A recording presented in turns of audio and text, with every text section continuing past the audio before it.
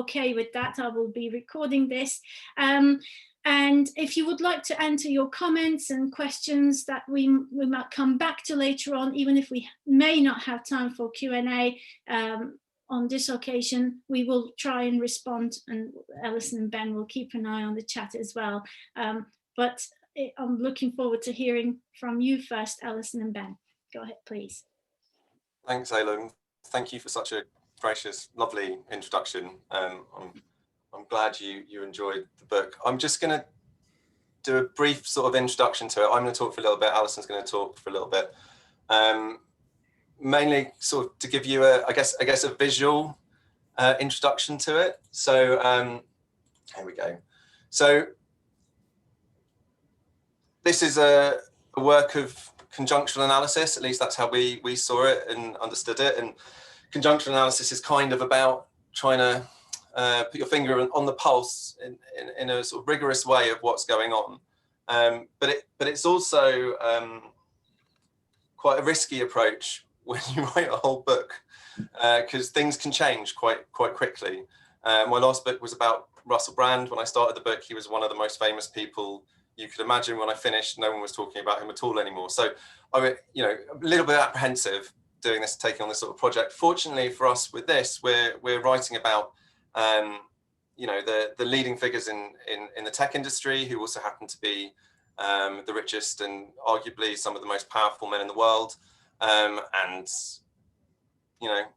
coronavirus, the current pandemic, has only amplified that. So this is an image which should be on your screens now, which sort of sums up, and hopefully by the end of what we've said, you might understand a little bit why about and how it sums up where we got to in this book, because you sort of immerse yourself in the culture and the material, in the cultural material around these men, and you sort of end up in some quite funny places, not necessarily where you expected to. And I certainly didn't expect to see sort of images of Texas and cactuses being sort of paradigmatic of what we were looking at. But just to remind ourselves who we're looking at here, I just thought I might show you the net wealth over the pandemic of the men we're talking about. So Jeff Bezos has increased his wealth. His wealth has more than doubled, I think, over the last year. Elon Musk quintupled. He's one of our case studies. Enjoyed writing that one. And Mark Zuckerberg doubled over the same period. And just completely coincidentally, the pull quote they had from Zuckerberg on Forbes when I grabbed this today was, "We may not have the power to create the world we want immediately, but we can all start working on the long term today." And obviously he's talking in as utopian terms there, but when you think about him in the context of our book, it means something quite specific, because one of the key things we really found doing this is that it only makes sense to understand these men as a group, as a network. And you can see that here. So this is really the image where this book started. So this was Trump's Tech Summit in 2016. So almost as soon as he got elected, he convened this group of mostly men. There were a couple of women there, Sheryl Sandberg, for Facebook, because Mark Zuckerberg was a little bit iffy about it. Just to the sort of, you got Safra Katz of Oracle there, but just next to her is Elon Musk in this image. So they were approached as a group. They were wooed as a group by Donald Trump, and obviously their influence hasn't diminished in the time since then. So we could see they're a network here. We sort of evidence that they were, and they act as one. And this diagram, it's in black and white in the book, so we actually couldn't have quite as many arrows. It looks quite confusing, and I mean, if you wanted to, you could spend some time sort of chasing where they went to. But this diagram represents name collocation, so the names of two people from our case studies appearing together in a sample of 10 million words of celebrity biographies about these people, about the richest people in tech in the world. And what we found is that they are friends. Nearly all at some point describe each other as friends. They often describe each other as rivals as well, which is strategic and very useful for sort of saying, well, we're not colluding, we're not You know, we're not all buddy-buddy, we're against each other. And they have very strong business connections, they invest in the same things. And also they engage in lobbying together and giving away their wealth together. So in, you know, across these sort of 6 dimensions, they are very closely knit despite the performance of disagreement. And that, I think, was really the sort of a key sort of starting point for the book. So that's the sort of top level, what we did and who we're talking about and how we sort of understand them. I'm going to sort of hand over to Alison, and hopefully she'll talk a little bit about the way we approached it more theoretically, I guess. Thanks, Eylem, for sharing, and thanks everyone for turning up for yet another Zoom meeting. Yeah, so just following on from Ben. So I don't know if Ben can go on to the next slide. Yeah, so this is our list of contents. So we chose these men and Sheryl Sandberg as case studies, and each of the chapters build on each other. We might talk a little bit later why we included Sandberg when we're looking at patriarchy, and actually she's very key to the network that Ben just described. So we're specifically looking at their self-branding, celebrification, and the ways that they're entangled in their corporations. I'm going to talk a little bit about a concept that we used throughout the book, which is patriarchy. And we grappled with this concept for quite a few years. Go to the next slide. So this is an image of the PayPal mafia. This is what they called themselves, and this was in Fortune magazine in 2006.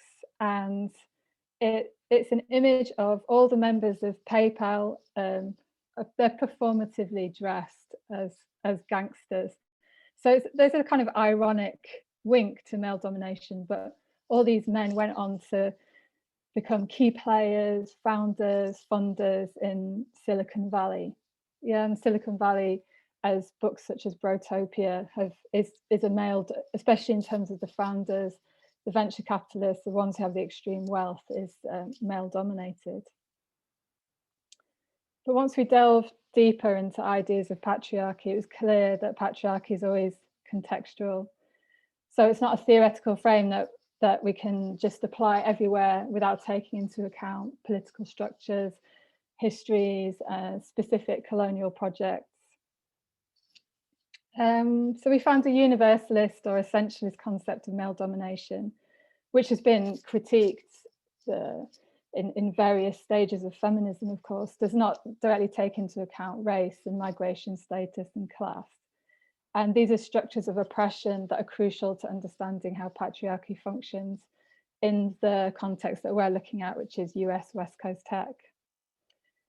So because of this, we focus on a concept of patriarchy that is articulated with histories of personhood in America.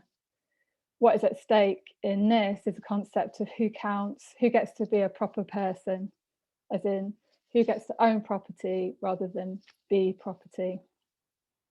And here we found that, we found Imani Perry's discussion of patriarchy in 17th century theorizations of personhood really useful.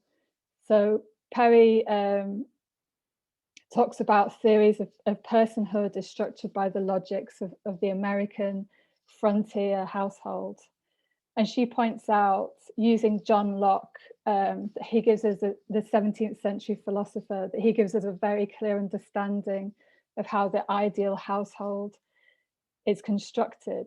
So he has us consider, in his words, a master of a family with all these subordinate relations of wife, children, servants, and slaves, united under the domestic rule of a family.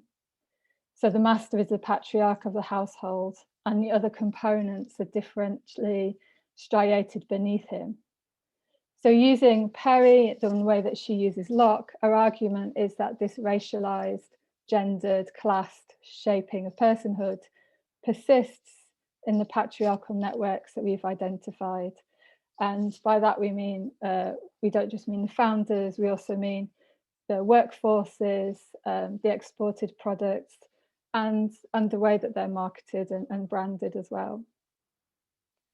So there's two parts of this definition of patriarchy that became immediately apparent and productive. One was its roots in white settler colonialism of the American frontier, and the other was the significance of the household as part of this colonial project. And what is clear is that both the gendered, class and race dimensions of this household and the frontier spirit that animates American settler colonialism are key to the celebrity stories that these founders tell, and that also legitimate their extraordinary power. So going back to Bezos here, one of the stories that he tells is of his summers on the ranch with his grandfather, and he uses a lot of frontier imagery. And we can see in this image here, it's Texas, and we can see the rocket in the background. He talks explicitly about colonizing space, like Elon Musk and his obsession with Mars. What else can I say about this? Yeah, so the other thing that we found really productive about the colonial household, rather than thinking about binaries of male and female when thinking about the concept of patriarchy, is that it doesn't reify and repeat sex difference, but at the same time is aware that patriarchal structures work to replicate sex and gender binaries as a form of power. And so we suggest that gendered hierarchies are reinforced and legitimated by the patriarchal network. So staying with colonialism for a moment, we were really influenced by discussions of colonialism in Nick Couldry and Ulysses Mahaya's book, The Cost of Connection, as well, of course, as Shoshana Zuboff's Surveillance Capitalism, which both really important, really influential books for us. But we also slightly depart from them by thinking about colonialism more specifically. So they're both looking at the concept of colonialism in relation to these platforms, and so focusing more on the American frontier made this paradigm or this imaginary of the household much more apparent and powerful in these tech baron self-branding practices. I think there's a couple more images that I might just go on. Yes, we've got Elon Musk here with the samurai sword, the flag, the image of the skull, and then the next one, and then another household. Well, this is a household image. Mark Zuckerberg really employs the domestic and the household in his celebrification, and this is such a great picture because there he is at the head of the household, and his family literally striated beneath him. And then we have Peter Thiel, who's always talking about technological frontiers. But I think I'll leave it there, and we'll move on to the respondents who've got some things to say about the book. I don't know what they are. And I'd like to thank Debbie and Joe and Jamie for agreeing to do this. Thank you, Alison. That was the images were absolutely fascinating as well. We could talk about them for a long time. May I please start by inviting Joe to respond in the first place, and maybe I can then go to Debbie and then invite Jamie to sum up as well. Sure. Oh, I was nearly on mute then. Hello, everyone. Thank you for inviting me. Huge congratulations to you, Alison and Ben. It's such a pleasurable and insightful and thought-provoking read. I was also really glad to get a physical copy, being a bit screened out in this year of screens, but it was an absolute joy to read, so thank you. So I'm going to say a few words about what I thought was particularly interesting about the book and what it made me think about, and then I'll ask you a few questions. So I really liked how its methodological approach facilitates both political economy and cultural analysis in true cultural studies style, as you mentioned, Ben, in a really engaging and innovative way. So you draw on a corpus or concordance of mass market business and tech books in a kind of similar way to what Boltanski and Chiapello did in The New Spirit of Capitalism. And then you combine it with a really beautiful textual discourse analysis on celebrity. And I think focusing every chapter around a different tech celebrity is a really innovative way to investigate both digital capitalism and contemporary patriarchal dynamics. Because the approach means that you can unpick the working practices of the company, its corporate mythologies, and the social functions of the CEO in terms of how they operate in the wider realm and their kind of imbricated network of interests. And that seemed to me to be a really appropriate analytical frame at a time when corporations are, legally positioned as persons, when we've given them so much power that, as you point out, they meet several of the Montevideo criteria of statehood. And when a select group of individuals, a majority of whom are digital capitalists, like the Forbes list you mentioned, Ben, shows that just came out this week, have such socially and environmentally destructive levels of wealth.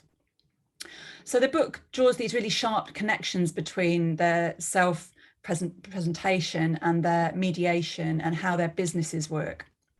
So just to kind of echo some of the things that Alison mentioned, for example, Mark Zuckerberg's Year of Travel project, when he toured America, visiting all different kinds of households. You talk in the book about how that was part of crafting a cosmopolitan image to further his socially liberal neoliberalism.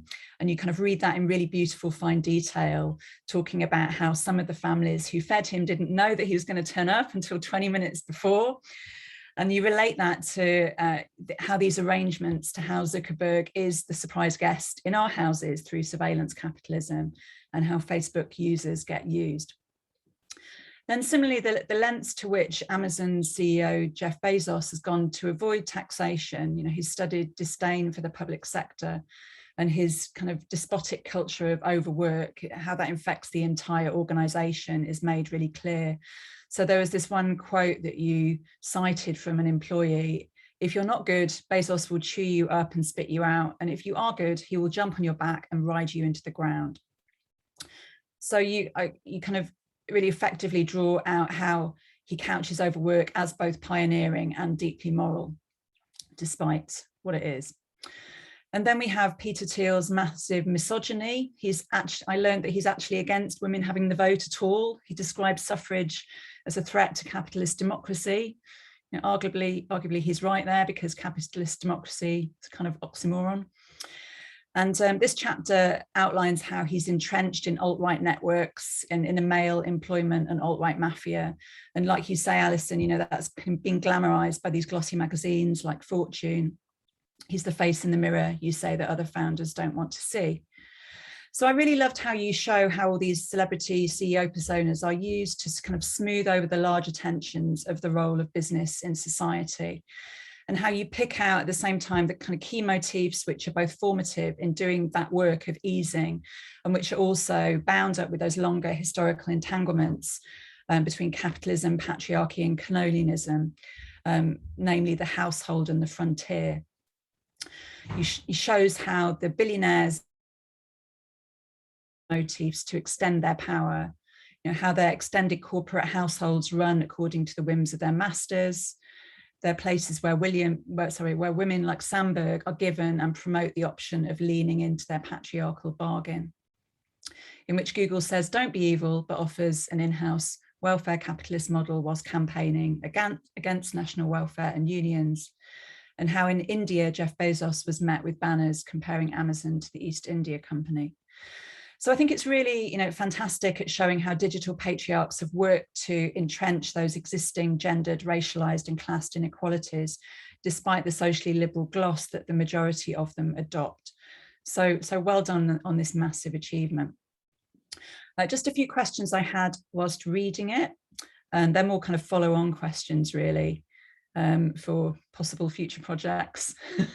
So firstly, I wondered whether you could say more about what the alternatives to the new patriarchs of digital capitalism should be, perhaps more about the feminist, egalitarian, digital socialisms and how we get there. Secondly, I wondered how these US tech founders fitted into a wider global story of tech CEOs. You know, if we take Chinese billionaires like Ma Hoteng into account, does it change or not? And then thirdly, this one I think is more of a comment than a question, but it might be a question too. But I was kind of continually struck when reading the book by how so many of these men are totally obsessed with space. You know, the fanatical interest in Star Trek, you know, all the billions they throw into space colonization. And in Elon Musk's case, he kind of couches himself as a eco-savior. And as you say, it's like, you know, kind of another example of masculinist pioneerism. But I was thinking about how that works in an era of kind of terrifying Gini coefficients and environmental crisis. You know, they're squandering billions on these self-indulgent space trips that could be used to end fossil fuel extraction, rebuild public transport, or kind of furnish renewables. So I wondered, you know, is that something you could see being elaborated from the book? Is that a motif that could be picked up and used as a springboard for further kind of campaigning or policy work? And if not, do you have other ideas of what could be? But thank you and well done. Thank you so much, Joel, for those insightful comments. Ben and Alison, would you like to tackle with some of those highly fascinating questions? I would love to hear what you got to say before we move on to Debbie. I think Ben's definitely got something to say about space. Shall I start there? Yeah. Well, we had this like other conclusion when we first wrote it, and we sort of parked it, and I don't know what's going to happen with it, because like Bezos's mentor at university wrote this book called The High Frontier, and it's like Bezos just sort of recites it at length in all these public spaces, and it's this incredible vision of the future, and you can see why, you know, reading that, you can see why it's so hugely attractive to them, because it reverses the relationship between corporation and state. So the vision, this Bezos's mentor in terms of colonizing space sees space as this like new frontier where you could land on an asteroid, or you could build a massive space station, and the company would own the asteroid or the space station, and then democracy takes place within that sphere of corporate ownership. And like, you know, so on the one hand, it fits so neatly with all of these, you know, the sort of ideological commitment to the frontier and pioneering and these new spaces for capitalism, and you know, the frontier is great for capitalism because there's always more to grab. Like there's always further places to go, and capitalism can keep renewing itself in these new spaces. But also it shifts the fundamental like power dynamic between states and corporations. I mean, you might argue that we're nearly there already. I mean, we are nearly there already with these guys, but the vision of the colonizing, and it's also completely patriarchal. It follows all the same motifs. It's like, you know, it's the opening chapter of this book is a man writing to another man on behalf of him and his wife. You know, so I think it's, yeah, it like also works at this ideological level of like legitimation for someone like Musk. Like, this is how we solve, you know, climate change, or like, you know, or for Bezos, this is how we solve the problem of limited resources on the planet, is we go into space and then there's loads. So there's that, like, you know, so it sort of shifts the environmental argument, but it works on all these other levels as well. Do you want to talk about alternatives, Alison? Yeah, so we used the concept of assemblage when we were thinking about these men and the way that they're entangled with their companies, because there's so many different parts to it. So there's the person who founded the company and his exotic share options, which means that he pretty much controls the company. But also the way that, and then in the assemblage, there's also the workforces and the ways that they are raced and classed and gendered in patriarchal ways. And then there's the ways that data is extracted and aggregated and sold. There's a product that they use. All of these are sort of are racialized and patriarchal and gendered. And then so we have this assemblage, and then we also have the ways that these companies became so powerful is because of neoliberalism. and neoliberalism enabled these oligarchies. So when we think about a feminist alternative, I don't think it's enough to go, oh, well, we'll make the workforce more equal, or which would be great. Obviously, that would be great, and more diverse. And obviously, it would be great to regulate these companies more. It would be great to break them up and make them owned in different ways. But I don't think it's enough to kind of tweak it. So you tweak the workforce, or you tweak the way that data is being used, or you tweak whoever is owning the company. That in fact, if we were going to have a truly sort of liberated digital world, then we also have to confront this liberal household, or liberalism at the center of it, which is the core, the core racialized, gendered, classed ideology, which suffuses the whole of the assemblage. Break it up.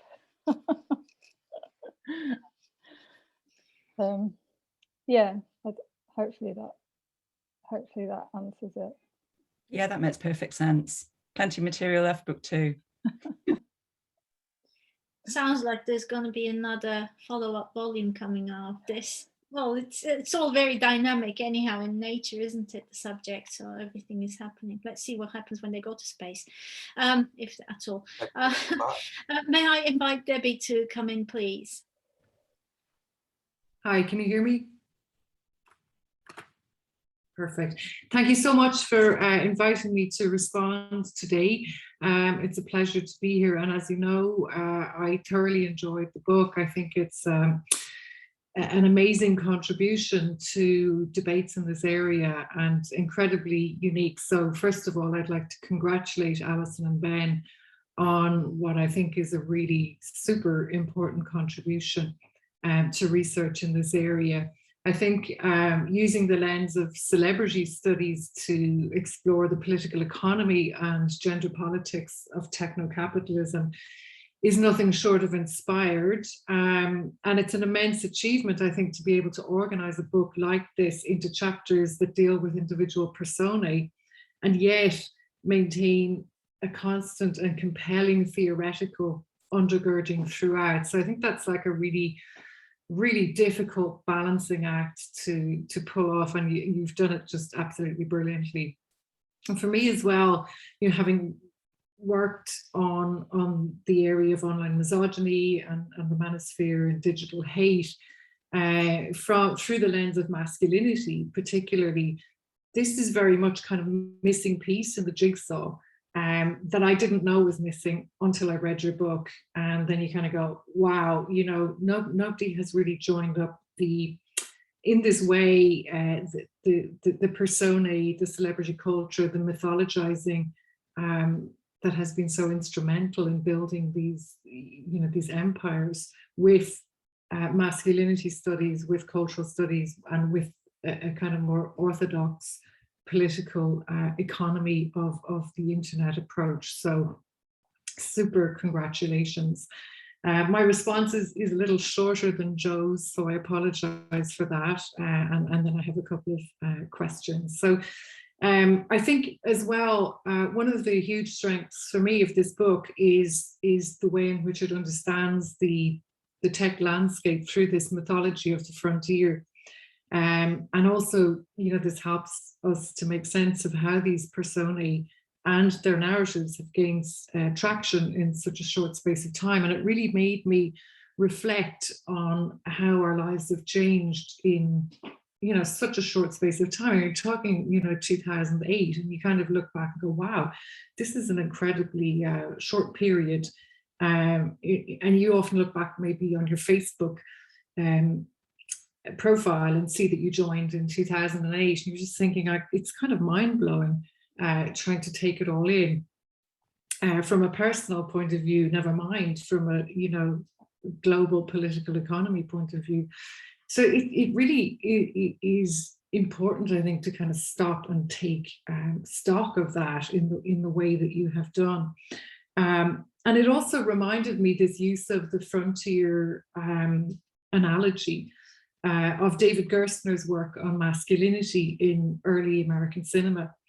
And according to Gerstner, he maintains that American cinema preserved the tropes of frontier realism and idealism long after the real frontier was closed down, and thus played a much greater role than any other art form in weaving together notions of the landscape, manliness, democracy, and romantic realism under this banner of American selfhood.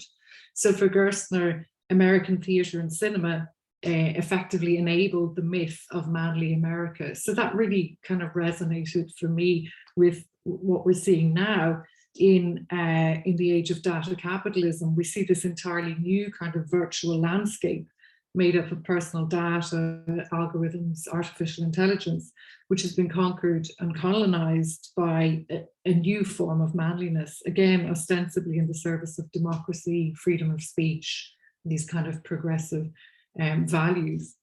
So for me, one of the key strengths of the new Patriarchs is, surprise, surprise, in its nuanced analysis of patriarchy.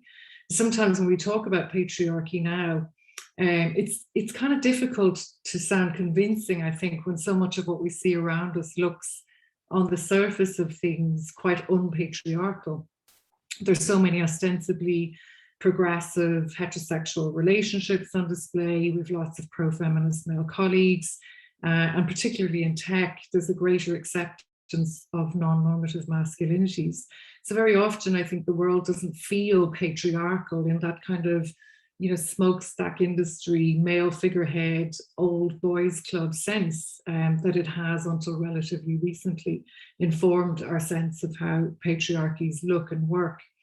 And it's precisely the fluidity and agility of patriarchy that has enabled these new iterations of masculinity to maintain and gain such hegemony. So to me, they're a form of what Bridges and Pascoe call hybrid masculinities. According to Bridges and Pascoe, hybrid masculinity symbolically distance men from hegemonic masculinity while simultaneously compounding existing social and symbolic boundaries. In other words, they work to conceal systems of power and inequality in historically new ways. And I think Ben and Alison's work shows us that, in fact, this hybridization has in fact become hegemonic now. So the new Patriarchs, for me, captures a kind of key moment in the nascent history of techno-capitalism. And we can only hope, I suppose, that it will give cause for much concern within and indeed way beyond academia about this dystopian new world order that's envisioned by these new founding fathers.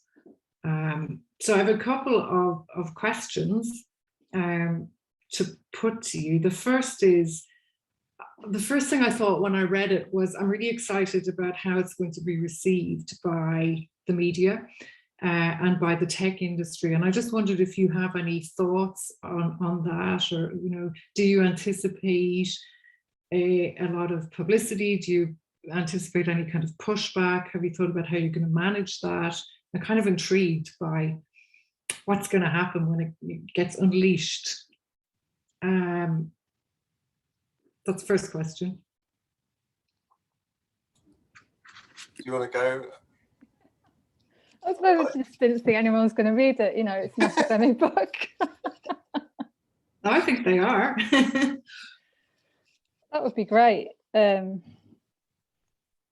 don't know. I haven't even thought about it. So we can't find, like Zuckerberg's sort of self-branding has changed slightly, like that Halloween picture that we showed. It's nowhere now on the internet.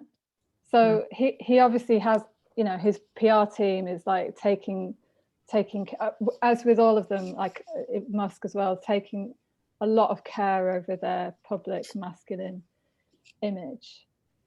I think they would just use it in order to brand themselves better. Like, it's just maybe some quite useful self-marketing strategies. Maybe that's a very cynical way of looking at it. I don't know, what do you think, Ben?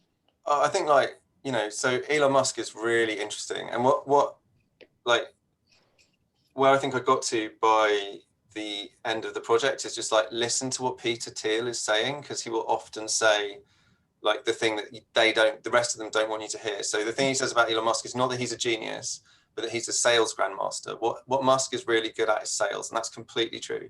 And Musk is like right at the, you know, he's at the bleeding edge of all of these sort of practices that we identified, but he's also very, very good at just sort of twisting them under. So he sold all his houses. So, you know, we can't criticize him for being, you know, for his household, because he doesn't have one. Like, he's a nomad. And like, you know, instead of saying he's going to colonize Mars, he's now uses the word occupy, right? So trying to create a different sort of association to colonization. And you know, and with the cars, it's like, oh well, I've given away all the patents. So I think like there's like the thing that they seem to have like preempted our critique, or at least he has. But it doesn't mean that the core isn't like very clearly there still. They've just got plausible deniability. So I think you know, someone in their PR teams might pick it up and just say, yeah, it's a pair of crank academics from England. Like, nonsense. Can I just add something really quickly? I did ask Ben if he tagged Elon Musk on one of his tweets, and I can't remember exactly what you said, Ben, but I think it wasn't that positive, was it? Yeah, no, God, I don't want the pylon. No way. Like, he's got like 60 million followers on Twitter. That would be like, you know, I mean, I suppose I'll just delete my account. Like, I mean, I've got 500 or something. Like, it'd be no great loss. So yeah, I mean, we are going to do a like pitch something to the conversation. I think yeah, we'll maybe do things gently rather than all at once. Rachel said it would be good for sales. Good point. Yeah. Well, I mean, all of you feel free to tweet, but maybe just don't include us in the don't add us in it. Ben's getting nervous now. Cunning ploy there, Ben. Thank you. And the other question I have is about the space travel, again, which fits obviously into the New Frontier mythology. And it seems to me that the kind of fiction that they're playing into, or the cultural imaginary that they're playing into, is a very kind of, it taps into quite a naive idea about how maybe Gen X, speaking for myself, envisaged this kind of technological future based on Star Trek. And, you know, this is how we thought about the future and technology and whatever when we were kids. So there's something quite naive and nostalgic, weirdly, about it. And I wondered to what extent this is a distraction from what they're really up to. You know, look over here, it's space travel, yay. You know, is this a ploy to distract us from their real desire, which is to colonize our thoughts effectively? Not to, yeah, I think so. It's something that came up in the concordance with this boy genius narrative. So not necessarily that's stuck on their celebrity stories, but also on lots of different participants, in like high profile participants in Silicon Valley, using this idea of the boy genius and the geek. And in a way, the geek or the boy genius is a persona to hide behind. Yeah, we're just, you know, it's just harmless, geeky fun. But, you know, as you've written and other writers have written about, geek masculinity is actually, well, a dominant masculinity, and we were looking at the way that it's articulated to the military as well. So that this is the way that Elon Musk uses it. So yeah, hiding behind a kind of image of the beta maybe, but actually tech, military, dominance are all very closely are all entangled. Yeah, I don't think you can like discount the military importance here. Like, yeah. You know, I was reading an article recently saying, like, you know, since the 1960s, domination of space has been like a key military objective for the US. And like, you know, the tech industry is a product of the American military. The internet is an American military technology. Originally, like there's pathways for money to flow from the military to Silicon Valley, and have been for decades.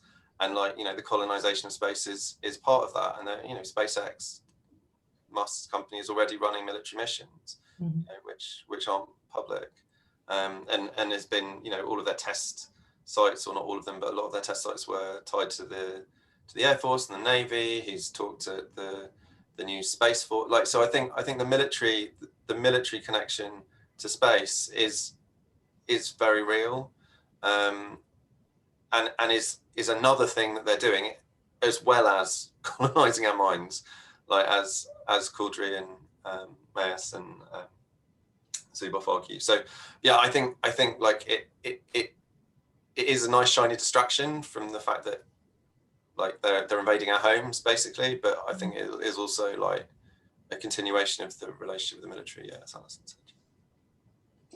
Thank you.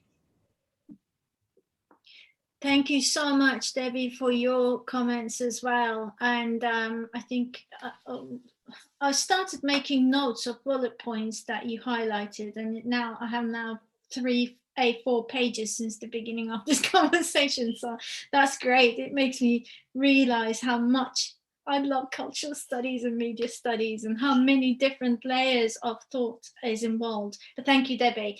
Last but not least, may I invite Jamie to comment, Sure. please?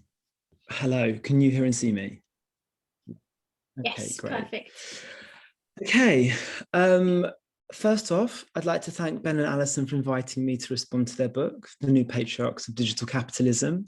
I've seen various parts of the book presented at conferences and written in article form, and I've always been excited by the book's premise, so to see it come to fruition is very exciting.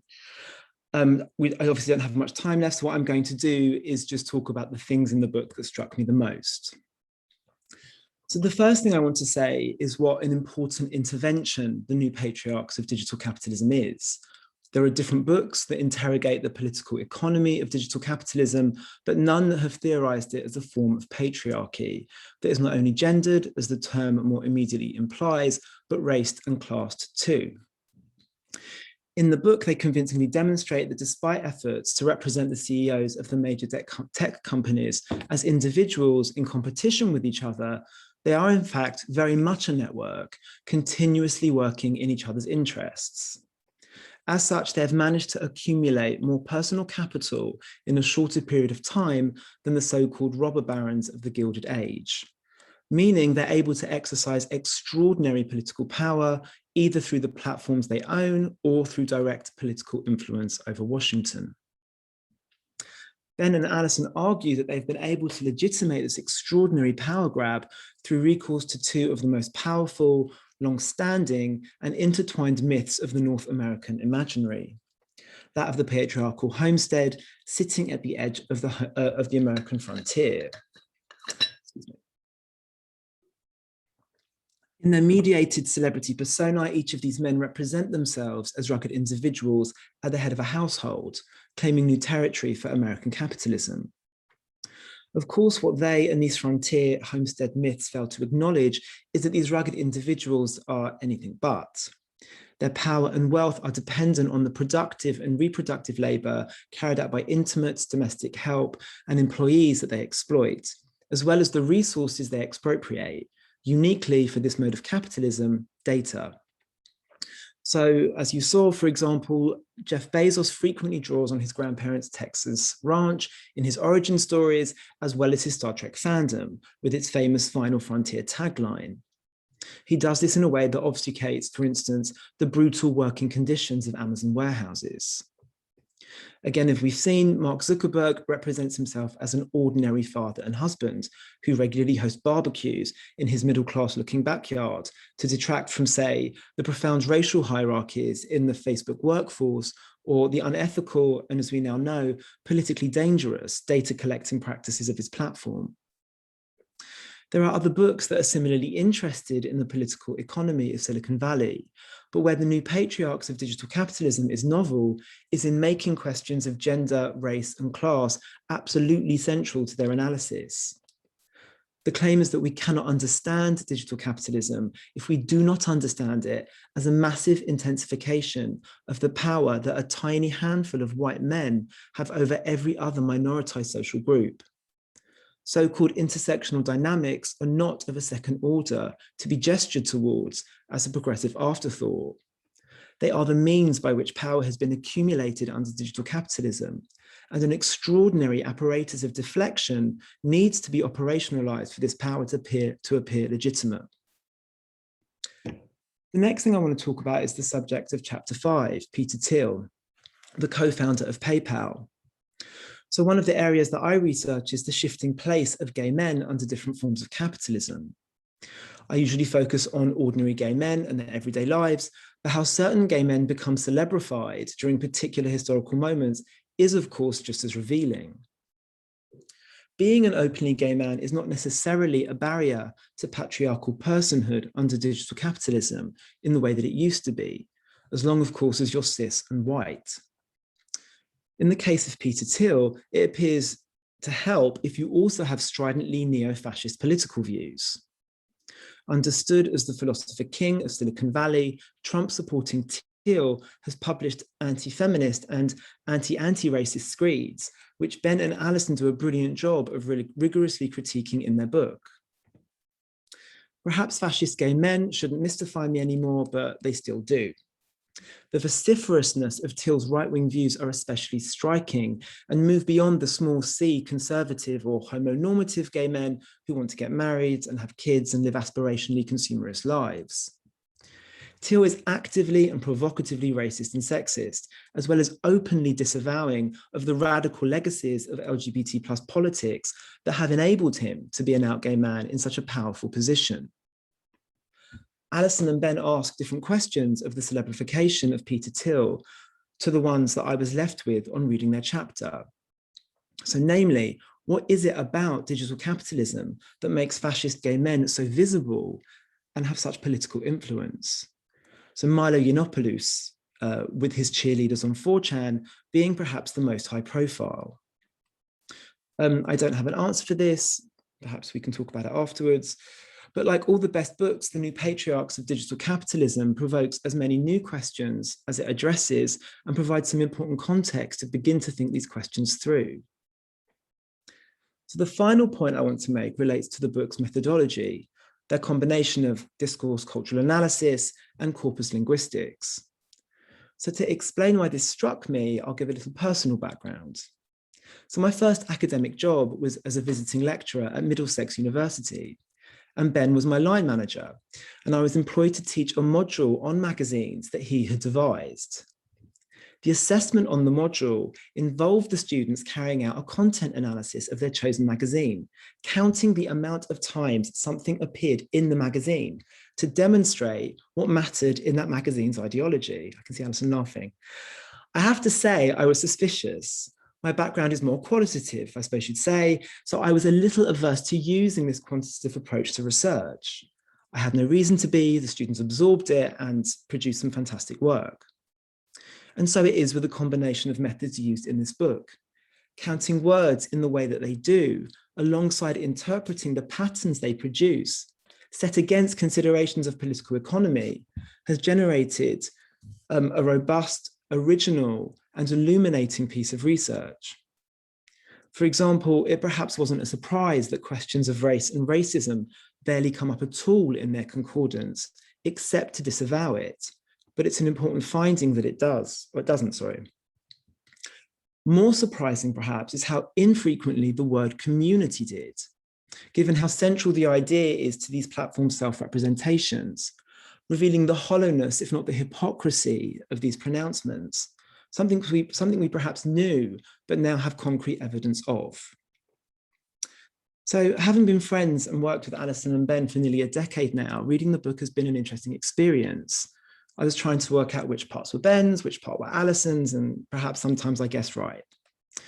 Whoever is responsible for what, one thing that is clear is that Alison and Ben have co-authored a very important book that makes a significant and original intervention into the ongoing project of cultural studies, illuminating important and underexplored power dynamics of the conjuncture that goes by the name digital capitalism. And I must have missed the memo about preparing questions. So perhaps you can ask them that question that the book left me with, which was the visibility of gay fascists under digital capitalism. I don't know if it's something that you had thought about. Thank you so much, Jamie, and it's nice to see you. Ben, Alison, did you want to respond to Jamie's comments or question at the end before we bring it to a close, or any final remarks? Yeah, I don't know how to answer that question, Jamie. In the book, we've got so we talk about Sheryl Sandberg as bargaining with patriarchy, and she's sort of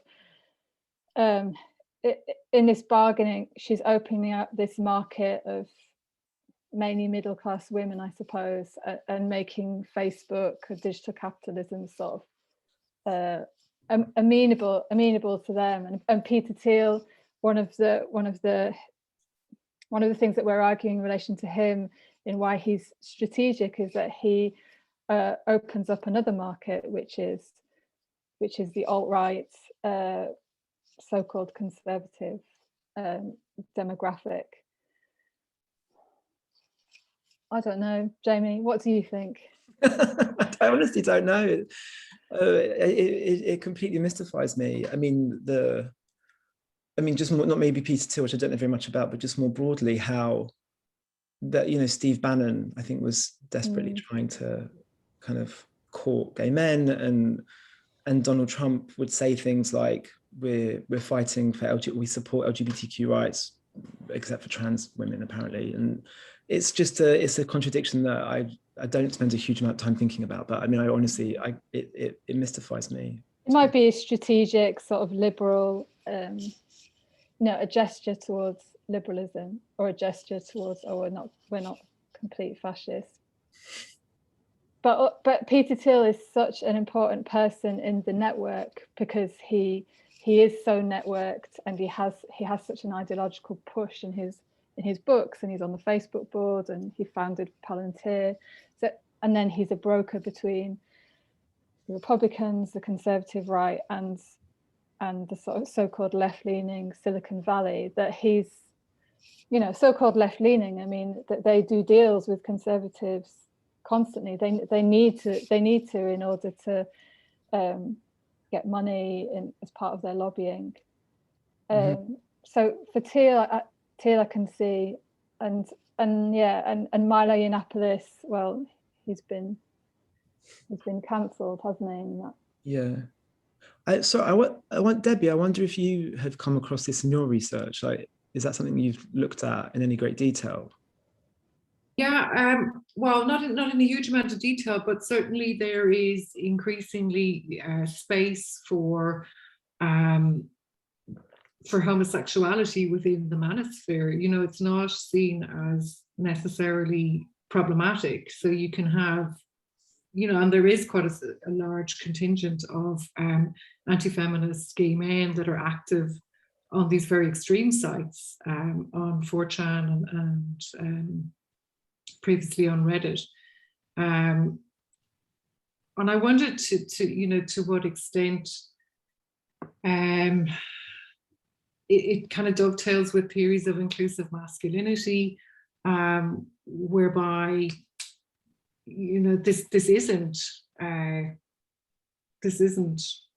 a sign of progress, obviously, but it can be taken as a sign of progress. I think that's why inclusive masculinity theory is so problematic, because it doesn't take into account anything to do with patriarchy's relationship to women or to misogyny. But certainly it's not seen as a contradiction anymore, even on really mainstream men's rights sites like A Voice for Men, where you have, you know, gay men against feminism publications being kind of promoted all the time. So I think those contradictions are more easily resolved now than they used to be, for sure. Yeah, makes sense. Alison, did you want to add something in? I was going to start drawing things to a close as it's 5 o'clock. There are some comments coming in and some questions coming in. So maybe we can do that, and we can hang around a little while to respond to stuff on the chat as well. A few more minutes. Alison, did you want to say wanted to thank Debbie and Jamie and Joe for for reading the book so carefully and for being so kind and generous about it and making it sound really good. Yeah, thanks so much. I really appreciate it. And also your work was also very influential for us as well. Joe's work on the conjunction, celebrity, and Debbie's work on the alt-right and masculinity. And Jamie's been such a big part of the book as well, being on the same panels and reading it. And so thanks so much. And thank you, Eylem, for sharing. Of course, and no, I'm honoured. I'm so proud to have colleagues and friends like this, and what an amazing panel as well. You know, it's been so rich, and you know, the amount of stuff we managed to pack in within less than 60 minutes, if you exclude my 5-minute introduction. It's just been absolutely amazing, and thanks to you, Alison and Ben, for writing the book. And thanks to Jonna as well, for who the book is dedicated to, for bearing with you while writing the book, probably finishing it during the pandemic as well. So kudos to you all. And may the journey it takes is an exciting one, an inspiring one. And I hope you get a retweet or a tweet from Elon Musk. No, I won't say that because that would become another topic for an article or everything. And Joe, Debbie, Jamie, thank you so much once again for your very insightful comments, and everyone for joining in and staying in, even though we're 2 minutes late. Yeah, thanks everyone, and an amazing finish to the week and a great beginning to the weekend. So thank you all. Yeah, thanks so much for coming, everyone. Really appreciate it. Yeah, thank you all. It was great to see so many names have been part of the process as well. Yeah. Loads of people who wish I could share a drink with you. Maybe that'd be nice. Have a glass. It will happen one day. Well done. Thank you. Okay.